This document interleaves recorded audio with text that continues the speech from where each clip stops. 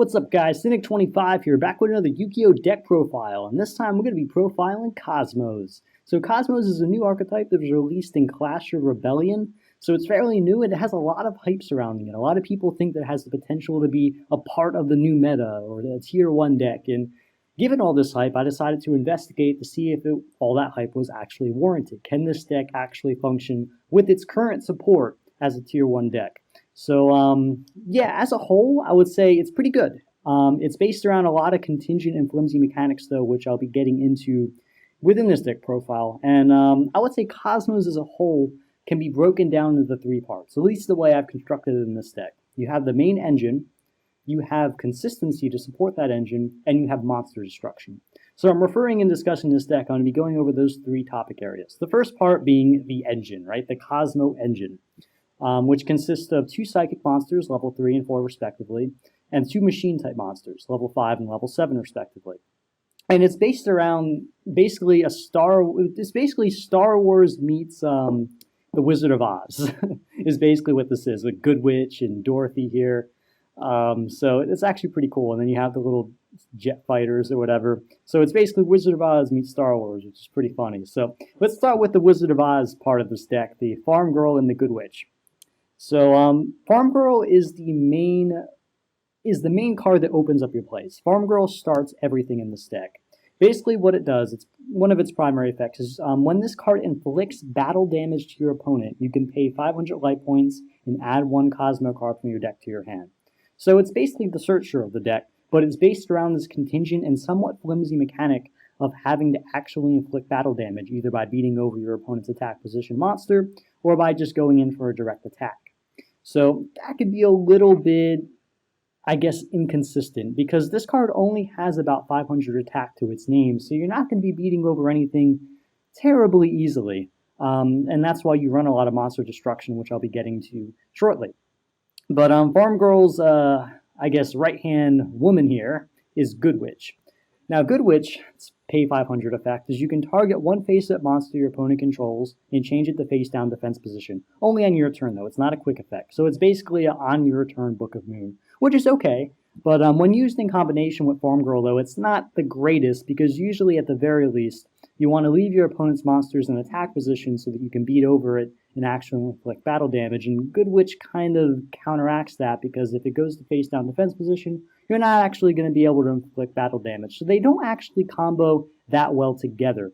But they both do have this shared effect, basically, that during either player's turn, you can banish the card and special summon 1, basically Cosmo card that's higher level than it. So Farm Girl can get anything 4 or higher, and Good Witch can get anything 5 or higher.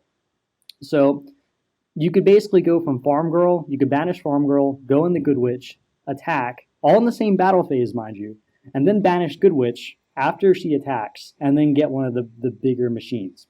And that's the basic OTK combo here. It's just a constant stream of attacks where they're banishing themselves and replacing themselves with something else in the hand that's higher level. And it's pretty cool. And that's the basic offensive engine of the deck, and that's what makes it kind of OTK based.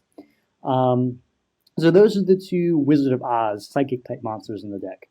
Now the 2 machine-type monsters are Forerunner and Slip Rider. Forerunner is a level 7 machine, and Slip Rider is a level 5 machine. And they both have somewhat similar effects, as Farm Girl has the Good Witch.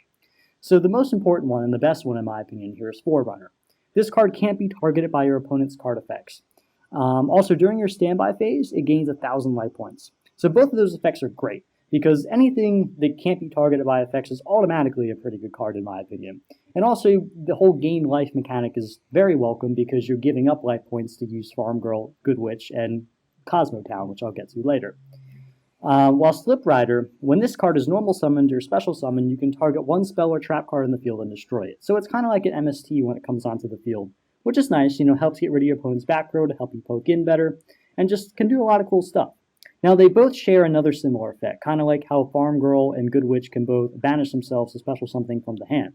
These cards, when they're destroyed by battle or card effect and sent to the graveyard, you can special summon 1, basically Cosmo card that's of a lower level than it.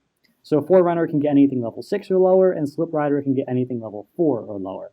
And the main play here, I guess the main play of the deck, really, is you want to beat over something with Farm Girl, nab yourself a Good Witch, banish Farm Girl, special summon Good Witch, again, in the same battle phase, continuing your attack, special summoning Good Witch to the field, getting in that 1800, and then banishing Good Witch, and then special summoning either Forerunner or Slip Rider from the hand to get an additional attack in. And just with that alone, that is about game. Not quite. It's, I think, a little under 2,000, which is pretty good. And if you do this mid-game, it will probably be an OTK. You probably will get your opponent on that turn, which is pretty cool. So that's the main idea with these cards here.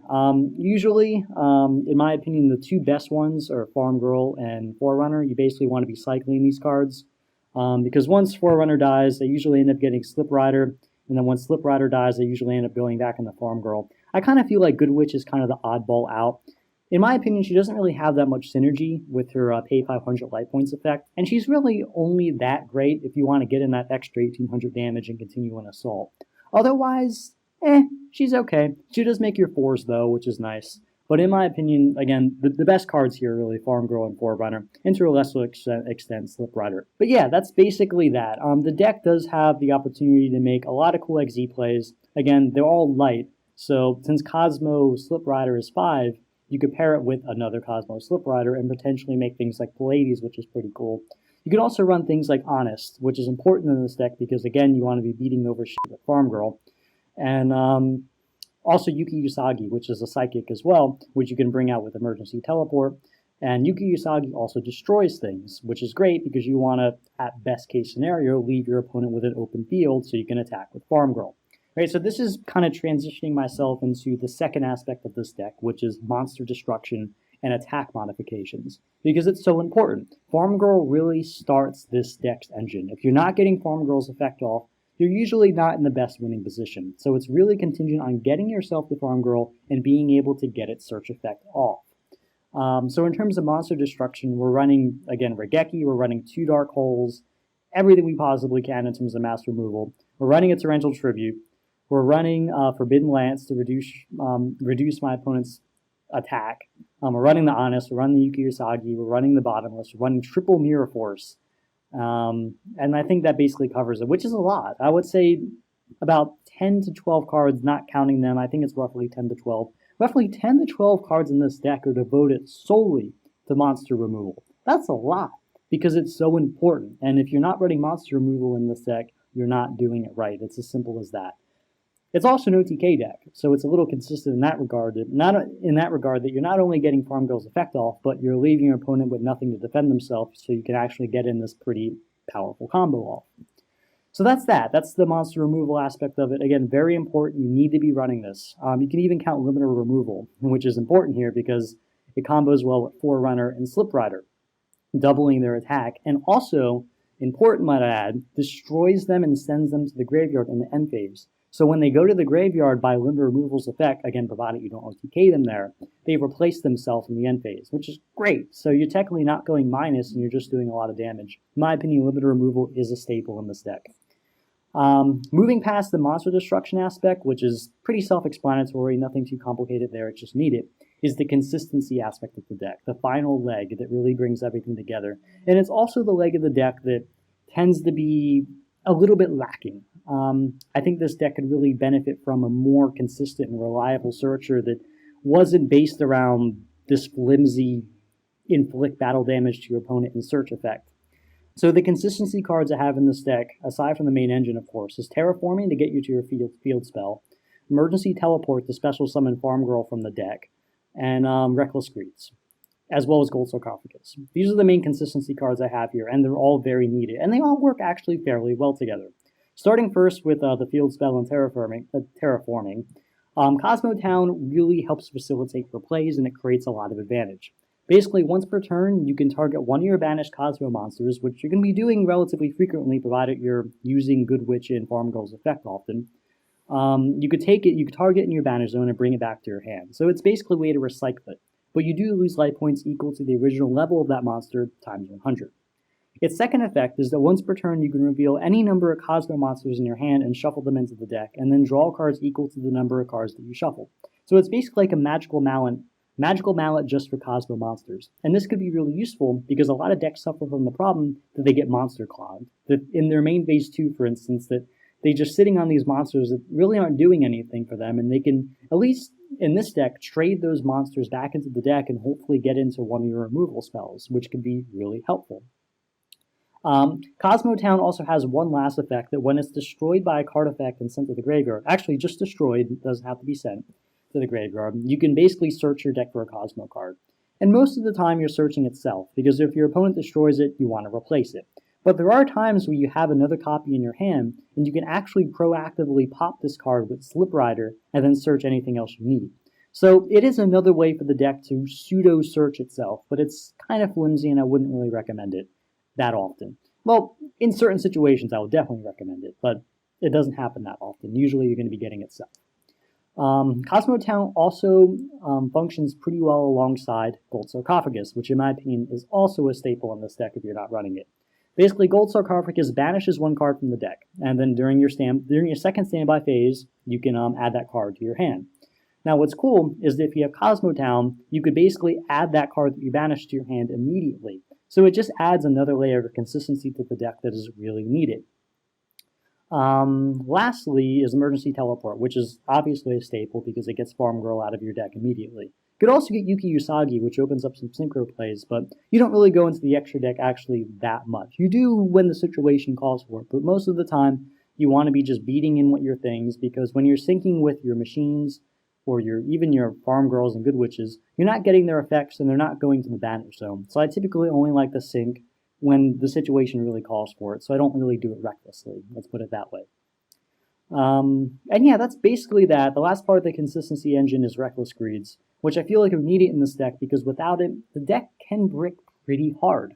There will be times when you're left with a machine in your hand that you can't get on the field and no Good Witches or Farm Girls to help bring them out, or just no Farm Girls to begin with. And when you don't have those cards, the deck suffers. And the deck doesn't have a reliable way to get to its key pieces that well. Again, I keep reiterating this because it is the main weakness of this deck. Farm Girl, despite the fact that it runs the deck, is also the biggest drawback because it's based around such a flimsy mechanic. So Reckless Greeds are great here because it helps improve consistency first, but also it functions pretty well in combination with Cosmotown. In my opinion, Reckless Greeds are best suited in decks that can basically get cards from their deck to their hand outside of the draw phase. And although Cosmos don't do that all the time, they do it well enough, especially in combination with Cosmotown.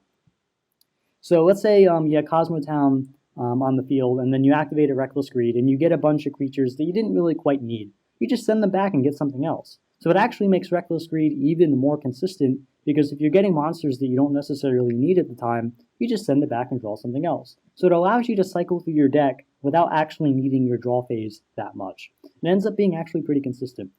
I don't recommend Upstart Goblins in this deck, because any OTK deck in general, I have a hard time recommending Upstart Goblins because it's pretty counterproductive to be giving your opponent life points when you're trying to kill them as quickly as possible. So I do recommend Reckless Greeds way over Upstart Goblins, and I think it also produces a little bit more value and synergy with Cosmotown.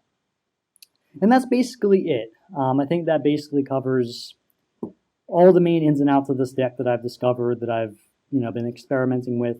Again, the extra deck is here, though you typically don't go into that often. When the situation calls for it, you typically have an answer. But most of the time, you want to be just sticking with what you have on the field and pushing in. Now, going into the side deck here, which is just cards that I've considered as I've been experimenting, and I've kind of put them, at least to the best of my ability, in order of what has the most likelihood of going back or what I felt like was most effective to least effective. Kind of. Not entirely. Don't quote me on that. But all these cards are typically pretty good. They're here for a reason. But Monarch Stormforth was a card that I recently took out of the deck. I put it in originally because I thought it added consistency and also added some removal.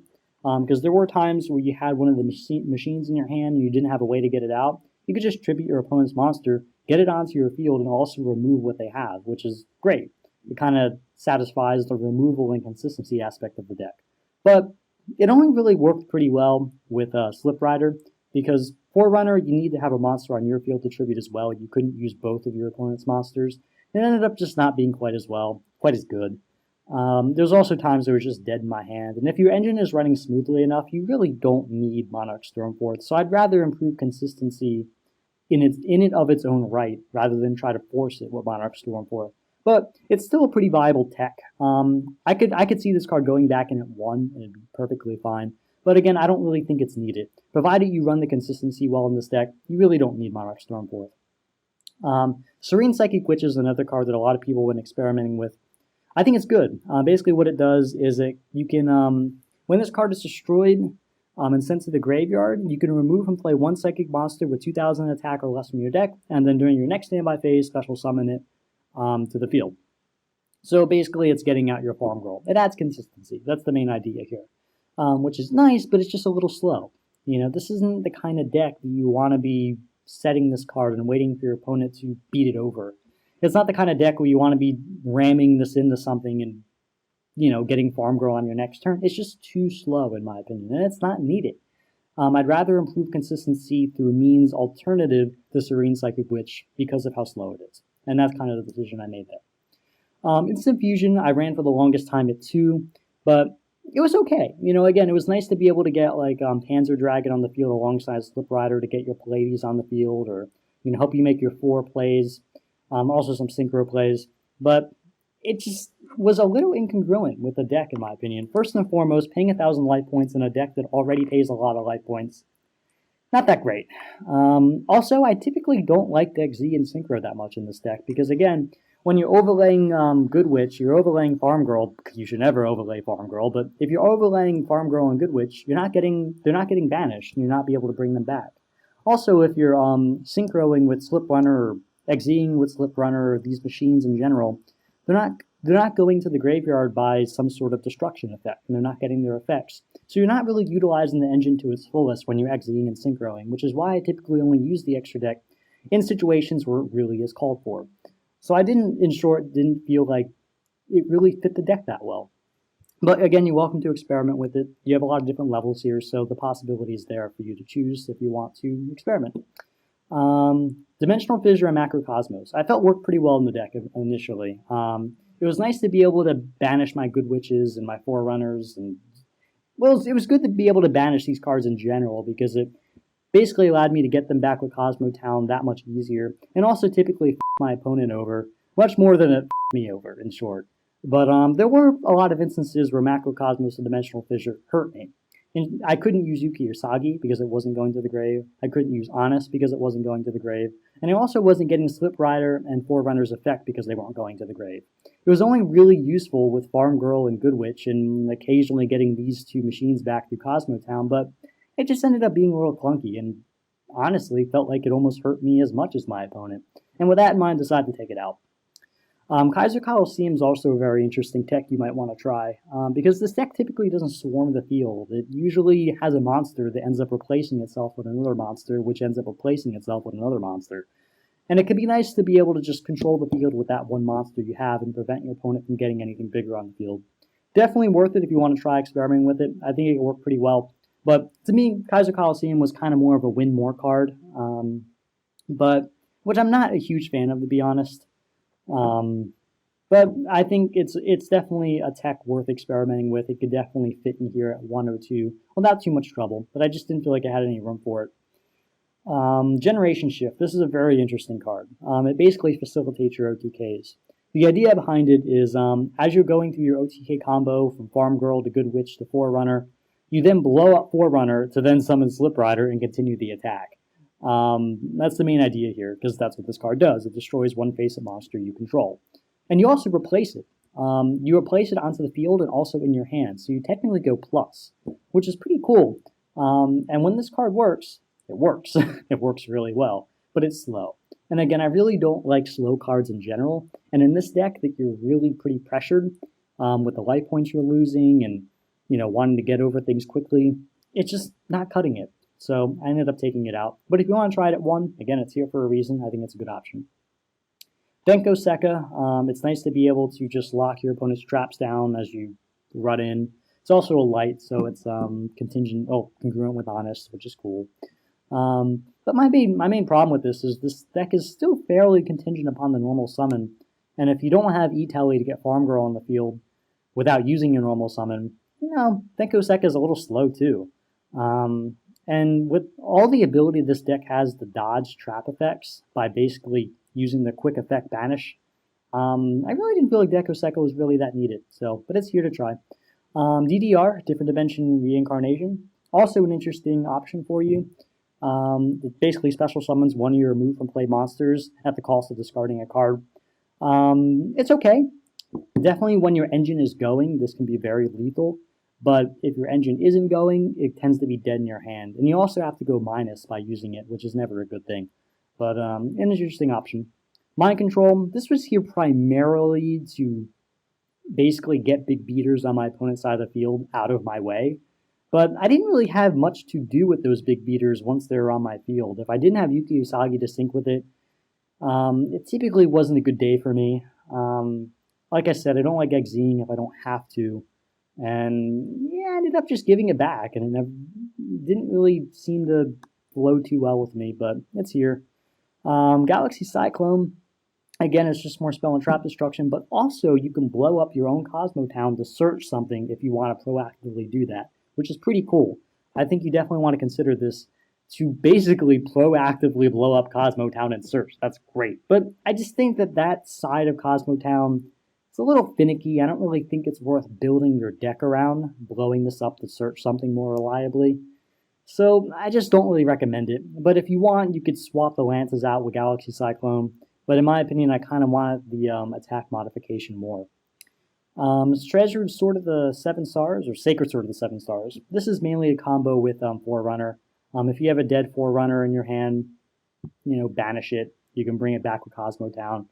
It's nice, but again, you only have 3 of these. There's only 3 targets. Maybe run this at 1, but again, I don't really think it's terribly needed. I might try this at 1 again, but we'll see. And finally, Trap Stun. This is just to, help myself beat in. But again, I just didn't quite feel like it was needed with this deck's ability to dodge trap effects. So I felt like this was basically the best incarnation of it, at least that I've currently experimented with. So that's basically Kozmos. Now, I guess the bottom line here is, do I think this deck can compete? Well, again, with what it currently has, not looking at the future, can this deck compete with the meta? Yes. Can it be tier 1 in the meta? No. It's missing something. And what it's missing is another reliable way to search out your creatures. There's just too many consistency holes in this deck. I'd rather not run Reckless Greeds if I didn't have to.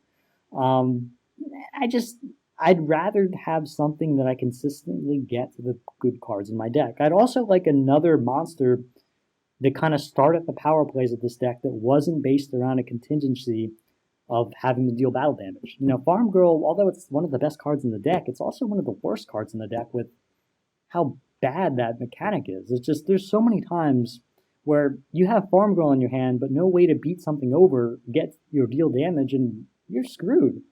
As much as people like to say one Farm Girl can turn the game around, yes, but if you don't have any support for it, it's not. It's not doing anything. It's dead. So that's a big problem with this deck, and it really costs the deck a lot. You have to run a lot of monster removal that could be used for other cards, and that's just where it leaves the deck. So yeah, if I would improve this deck, I don't know what support's going to come out in the future. I'm pretty sure they've released something, but if it was up to me, I would have another card aside from Farm Girl that could reliably search out what you need that wasn't contingent upon dealing battle damage. So I didn't feel so pressured to run so much monster removal. This is a lot of monster removal, guys, but it's needed. You need that monster removal to get Farm Girl in. It's just as simple as that. So yeah, that's basically that. This is Kozmos. Definitely, comment on what you think of the deck, what other texts that I've been missing that I haven't included in the side deck that you think are worth trying. Definitely, again, like this video if you like the deck, comment on what you think of it, and as always, feel free to like, comment, subscribe, and take care. Yeah.